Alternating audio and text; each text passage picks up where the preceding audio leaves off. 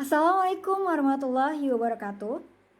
Di sini kami akan mempresentasikan tentang pengertian dan klasifikasi perairan. Sebelumnya, perkenankan kami untuk memperkenalkan diri kami. Yang pertama, saya sendiri, Salsabila Putri Fariza. Yang kedua, dari rekan saya bernama Ganesha Feby Widiantari. Yang ketiga, ada Ilan Tania Nur Widona Putri. Dan yang terakhir, ada Viantika Maulida. Oke, sekarang kita masuk ke pembahasan yang pertama.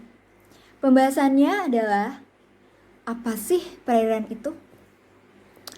Jadi, perairan adalah suatu kumpulan massa air pada suatu wilayah tertentu.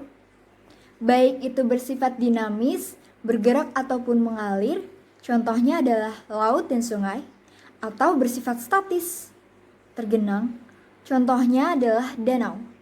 Nah, perairan ini dapat merupakan perairan tawar, payau, ataupun asin. Nah, jadi itulah pengertian dari perairan secara umum. Wilayah perairan terbagi menjadi dua, yaitu perairan umum dan perairan laut. Perairan umum.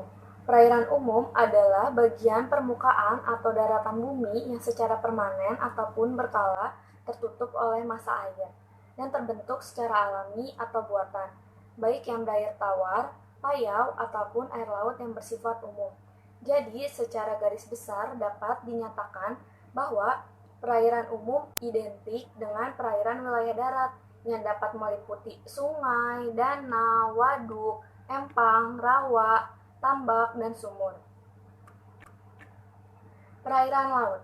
Perairan laut adalah bagian bumi yang tertutup air dengan salinitas atau kadar garam yang tinggi, dan biasanya itu meliputi laut, teluk, selat, dan samudra. Klasifikasi perairan umum mengklasifikasi berdasarkan yang pertama, morfologi. Morfologi diklasifikasikan menjadi dua. Nomor 1, perairan memanjang seperti sungai dan kanal. Nomor 2, perairan melebar seperti danau, rawa, dan waduk.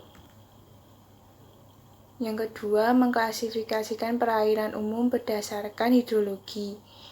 Hidrologi diklasifikasikan menjadi dua, yaitu nomor 1, perairan mengalir seperti sungai dan kanal.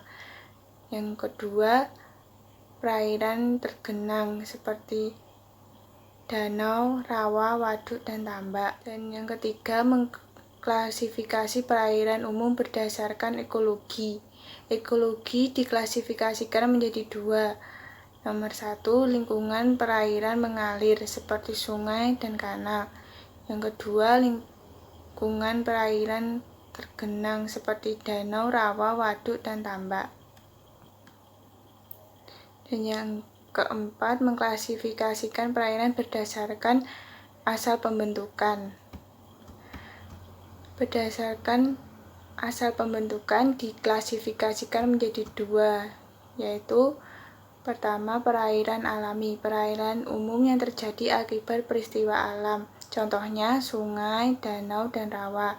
Dan yang kedua, perairan buatan, perairan umum yang sengaja dibuat oleh manusia untuk tujuan tertentu, contohnya kanal, waduk, dan empang. Klasifikasi perairan laut. Perairan laut memiliki salinitas yang berbeda dengan perairan yang berada di darat. Umumnya, salinitas di perairan laut lebih tinggi. Perairan laut memiliki sifat lebih dinamis karena tiupan angin, gaya gravitasi bulan dan matahari. Menurut Sugi Haryanto menyebutkan bahwa perairan laut dapat diklasifikasikan beberapa aspek. Yang pertama, berdasarkan luas dan bentuknya, dibagi menjadi 4. Yang pertama, teluk, yaitu bagian laut yang menjorok ke daratan. Yang kedua, selat, yaitu laut yang relatif sempit dan terletak di antara dua pulau. Yang ketiga, laut, yaitu perairan yang terletak di antara pulau-pulau yang relatif lebih luas dibandingkan dengan selat. Yang keempat, samudra, yaitu laut yang sangat luas terletak di antara benua-benua. 2. Berdasarkan proses terjadinya, dibedakan menjadi 3. Yang pertama, laut transgrensi, yaitu laut yang terjadi karena adanya genangan air laut terhadap daratan pada waktu berakhirnya zaman es. Yang kedua, laut regresi, yaitu laut yang berada atau menyempit terjadi karena penyempitannya luas permukaan laut karena kegiatan erosi dan sedimentasi yang tidak henti-hentinya selama berabad-abad mengakibatkannya semakin luas daratan pantai. Yang ketiga, laut ingresi, yaitu laut yang dalam terjadi karena dasar laut mengalami gerakan menurun. Yang ketiga, berdasarkan letaknya, laut dibedakan menjadi 3, yaitu laut tepi. Laut tepi yang terletak di tepi benua seakan-akan terpisah oleh daratan pulau. Yang ketiga, laut pertengahan, yaitu laut yang terletak di antara benua-benua. Yang ketiga, laut dalaman, yaitu laut yang terletak di tengah-tengah benua yang dikelilingi oleh Laut Kaspia dan Laut Mati. Keempat, menurut kedalamannya. Yang pertama, zona litoral atau zona pesisir laut terletak di antara garis pasang dan garis surut dengan kedalaman 0 meter.